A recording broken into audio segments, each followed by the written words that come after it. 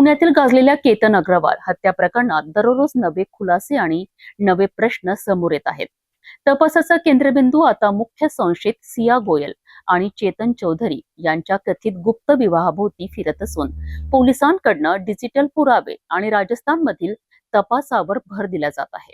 केतन अग्रवाल हत्या प्रकरणाच्या तपासादरम्यान पोलिसांनी मुख्य संशयित सिया गोयलचा आणखी एक मोबाईल जप्त केला आहे.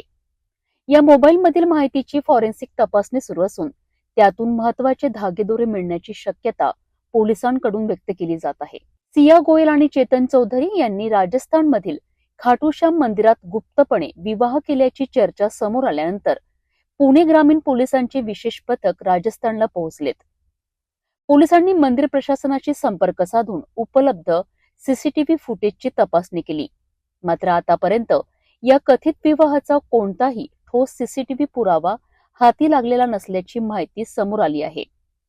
त्यामुळे हा विवाह प्रत्यक्षात झाला होता की नाही याबाबतचा तपास अद्याप सुरू आहे. सध्या सिया गोयल आणि चेतन चौधरी हे दोघेही न्यायालयीन कोठडीत असून पुढील सुनावणी दरम्यान त्यांना न्यायालयात हजर करण्यात येणार आहे.